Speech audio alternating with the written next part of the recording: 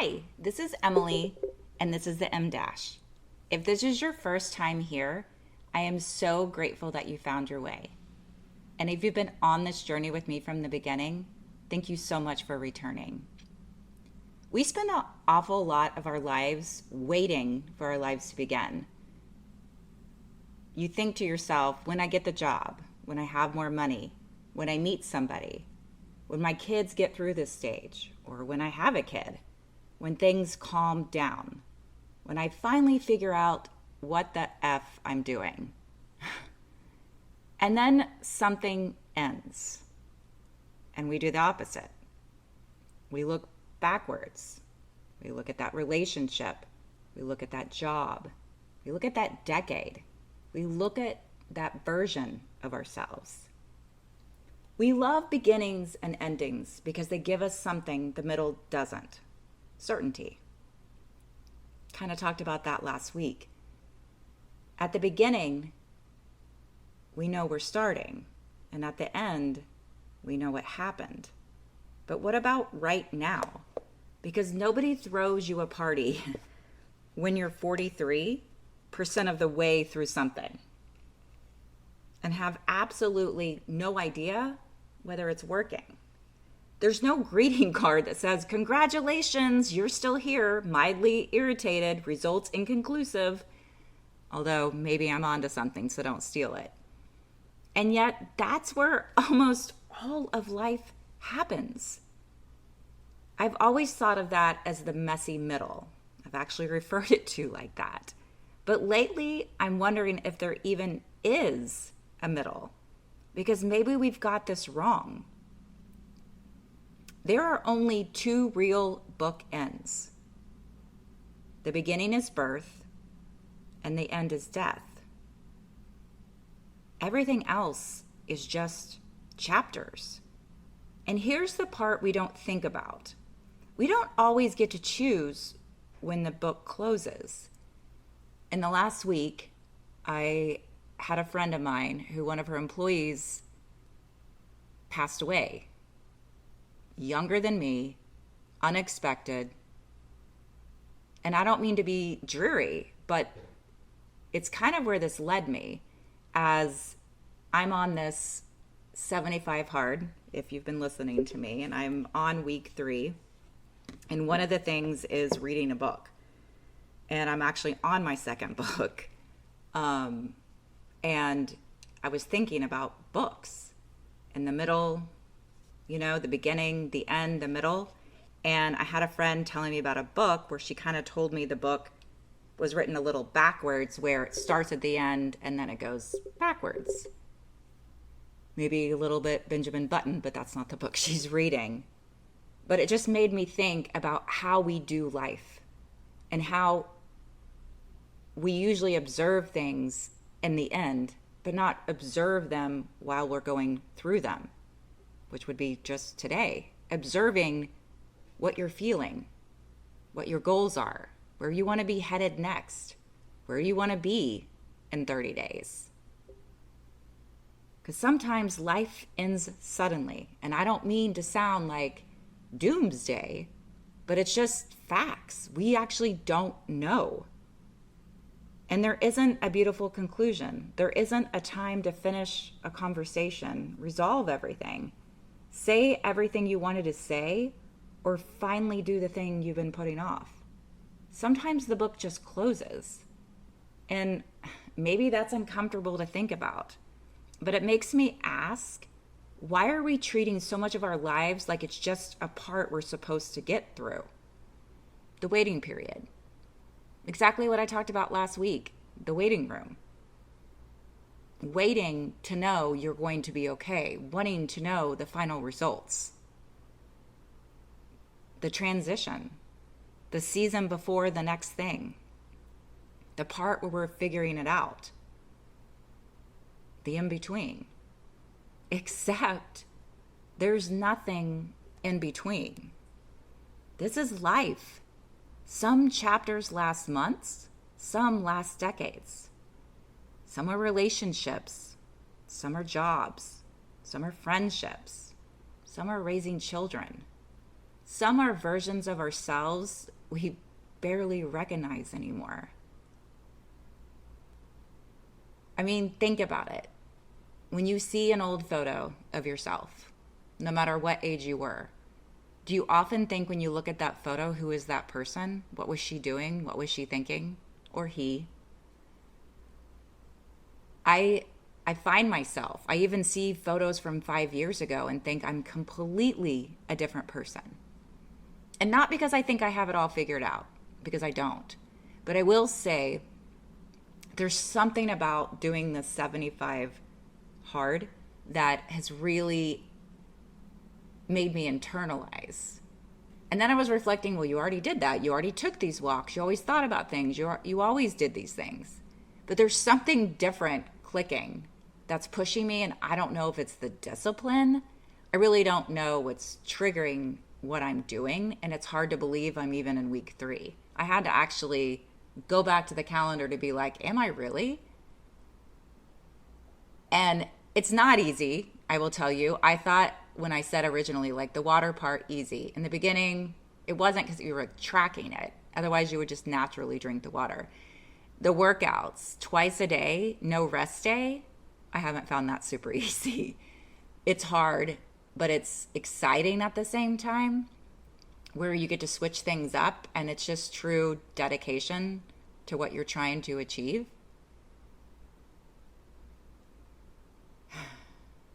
I'm just sighing there because this is real life.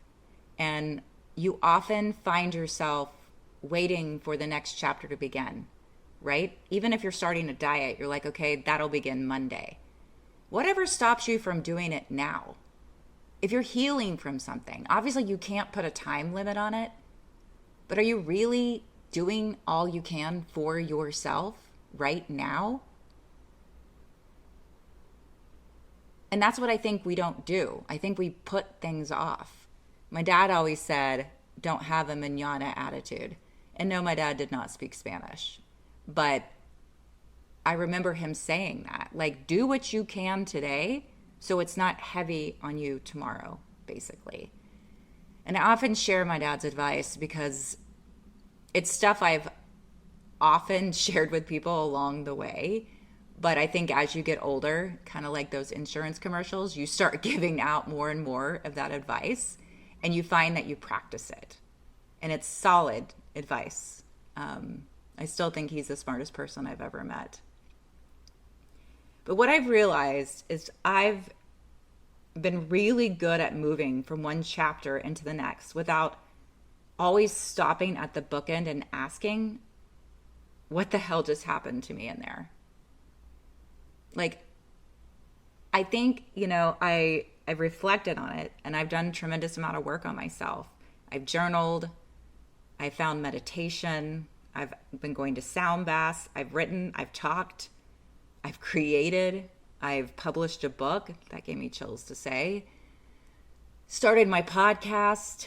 I've done a lot of healing in ways that doing this stuff has allowed me to. And I want to give myself credit for that. So I don't want to say, like, why haven't I taken care of myself this far to reflect? But I've also had to keep moving through it, is what I've realized. That's what came to me about all this, is I've had to show up no matter what I've been going through, because I had to be a mom. That's my job first and foremost, is to be a mom to my amazing daughter. I put that before everything else. How can I show up? How can I provide? How can I give her the best experiences, the advice, all the things? How can I show up best for her? When often sometimes when you're a single mom, you put that to the side. I've had to make the room safe even when something inside of me had just shattered. That makes me pause because it's so true. I even reflect on this year. I had some heavy things happen. And no matter what, I couldn't show it. And not saying you can't show your emotions to your child. And please don't misunderstand that I'm saying be a robot. She's definitely seen me cry, get mad, those things. Please don't. I don't bring them to her. We talk through a lot of things, but I'm not bringing my problems for her to solve, so to speak. But what I've realized when those things shattered, I got really good at cleaning up the glass. Sweep it up, vacuum, throw it away. Keep moving, because somebody else needs to walk through the room. But lately I started wondering, did I ever stop to see whether I got cut? And that is so true. Even just yesterday, I have a cut on my index finger, and I was saying something to my daughter, and she was like, "Mama, is that blood on your finger?" And I was like, "Oh." And she was like, "How did you not feel that?" And ironically, that's exactly what I'm just saying. It's not that I didn't feel it. Sometimes you just keep going without realizing it. You don't realize you've done the thing, but you want to finish what you're doing. So, I've been cut before. And that's real, whether it's physically or mentally. Those things both can sit in the same space. But it's not because I haven't healed, and not because I'm suddenly reopening every wound I've ever had. The thing right now for me is I'm just noticing things. I'm noticing there are things I thought I made peace with that apparently still have something to say to me. Things I'm actually still angry about. Things that can still bring an emotion out of me that surprises me. And I'm learning that doesn't necessarily mean I'm back inside the wound. Something can be healed, but still matter. And maybe instead of asking myself, why am I still angry about this? I'm asking myself, what is this anger telling me that I never let myself say? What I've come to realize, and it actually makes me emotional. I don't think I've gotten emotional on here in a minute. But I've spent so much of my time keeping the peace. And maybe I wasn't voiceless. Maybe I was just edited. Sometimes by circumstances, sometimes by responsibility, motherhood, wanting other people to be okay, wanting to be understood, and sometimes by me. Nobody necessarily told me to shut up. I learned when to swallow something, when to soften, sweep it away, make it a joke, say it's fine, and just move forward. And I think something is happening to me right now that I didn't expect. This challenge requires discipline. And I thought the discipline was going to change what I did, so to speak, because discipline created structure. Structure created solitude, and solitude created space. And maybe that's one of the things I've been missing. Not because I was constantly surrounded by people, and not because I haven't walked before, or I haven't read or reflected before. But right now, a lot of the time I might have filled with something else is going on somewhere different. I'm walking, I'm reading, listening, writing, thinking, and keeping promises to myself that nobody would know if I broke them. Even the reading part that's part of this challenge has become somewhere for my mind to wander. A word catches me. A sentence makes me think about something completely different. And suddenly I'm 4 miles into a walk having a conversation with myself I didn't know I needed to have. Apparently, if you give your brain enough uninterrupted miles, it eventually runs out of surface level BS. And it's not like I'm trying to have a potty mouth about this stuff. I'm just being real and factual about this. It could be as simple as mile 1, what am I making for dinner? Mile 2, did I forget to text that person? Mile 3, these shoes are freaking fantastic. Mile 4, wait, am I angry? And suddenly, there I am. I thought I was creating discipline, but maybe I was creating enough space to finally hear myself without everybody else in the room. And maybe that's what finding my voice has actually been about. Not discovering a voice I never had, recognizing the one I've been lowering. I don't want to become louder just for the sake of being loud. I want to become unedited. There's a difference. And maybe there's another reason this whole idea of bookends has gotten to me. Because I actually published a book. And ironically, I published it in paperback. And when I was putting this podcast together, I was thinking about hardcover versus paperback, about the binding.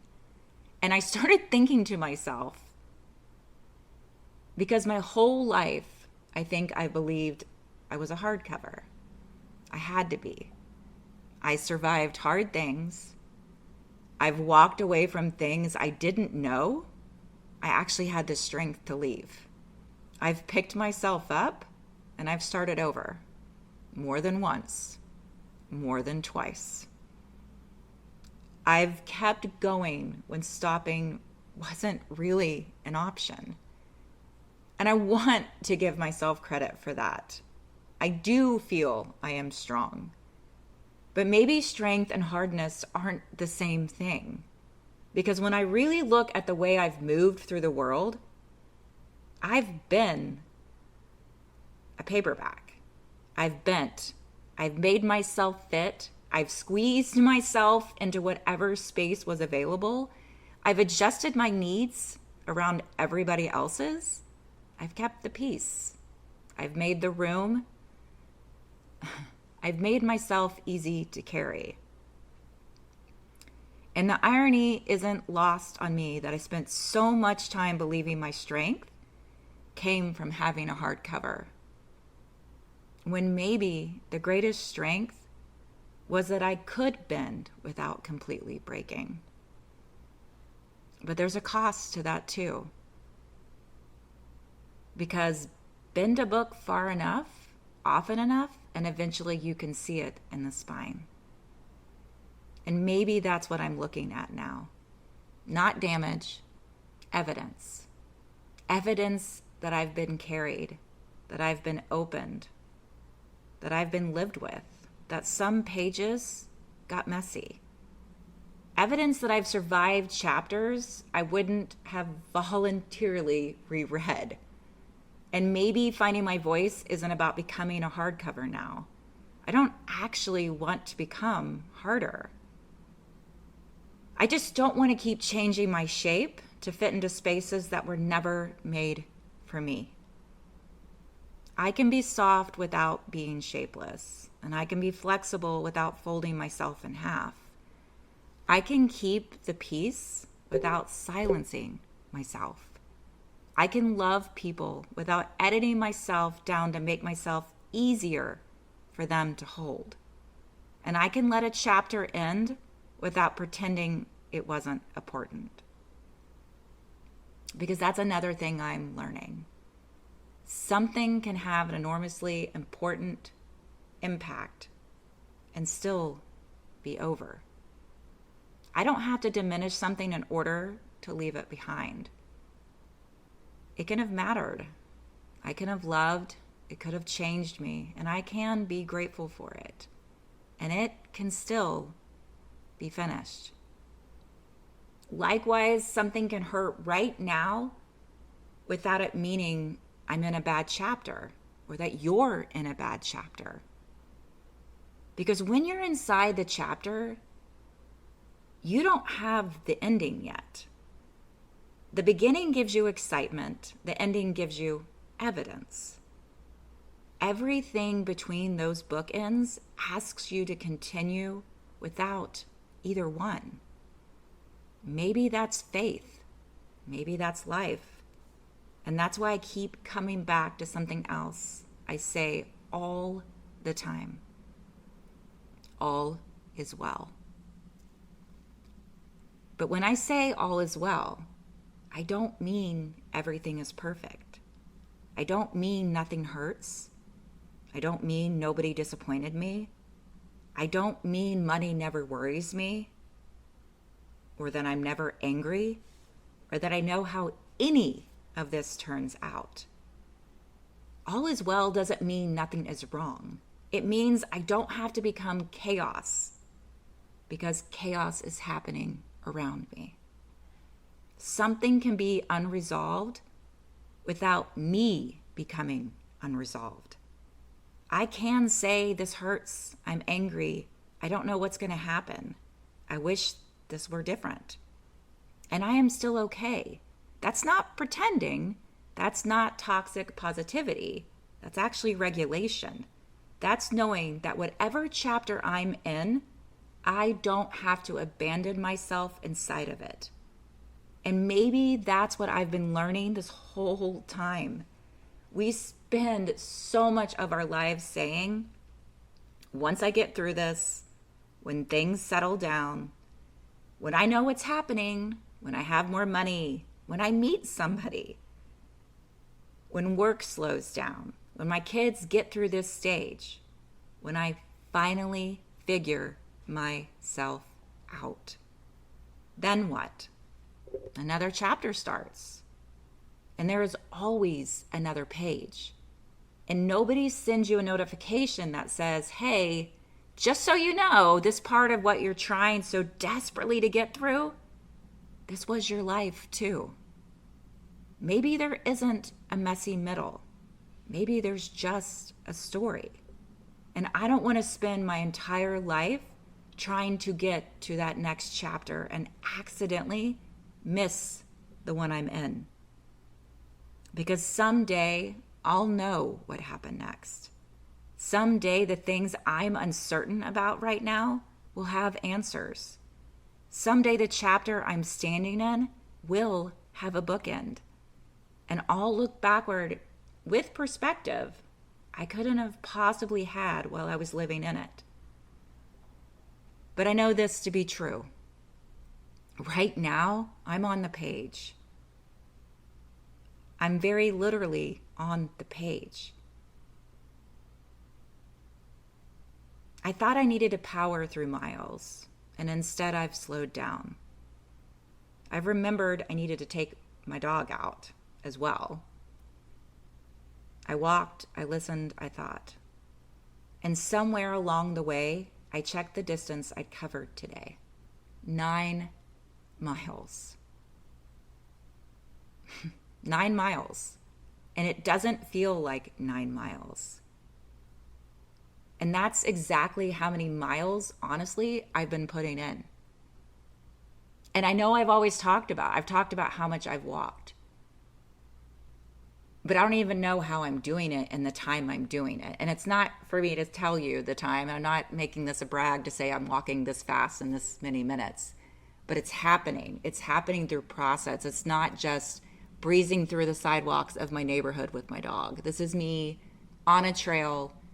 And maybe it's me being in nature. Maybe it's because every time I turn the corner, a tree looks different than the first time I passed it. Maybe it's healing something I didn't know to step outside an environment where I've processed a lot in the last 5 years.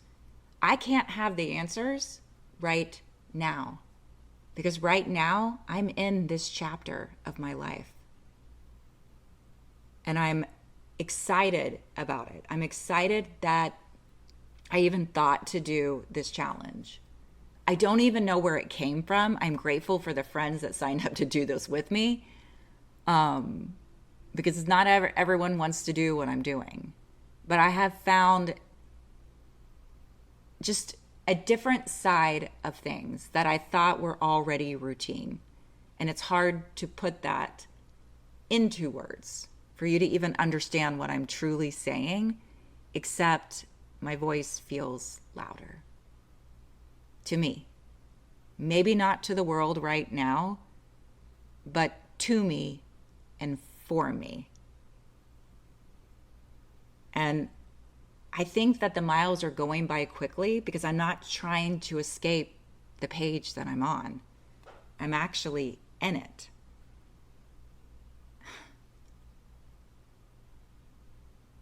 You know, when I stare at the sunset and I see the pink sky, I think to myself, I could have completely missed this if I'd been more concerned with finishing than experiencing. And that's the irony of all of this. We keep expecting the meaningful parts of our lives to announce themselves. They don't. Sometimes you're contemplating mortality. Sometimes you're questioning everything you thought you'd healed from. Sometimes you're realizing you've spent years lowering your own voice. And sometimes you're just picking up dog poop. That's actually can be all on the same page.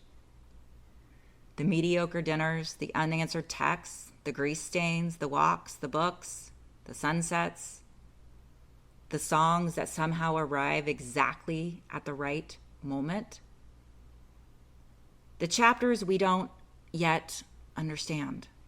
All of it counts because there is nothing in between. This is life. The bookends aren't where the story happens. They're just what holds it together. I hope this resonated with you. And I know it was really kind of, to me, a diary entry out loud to you.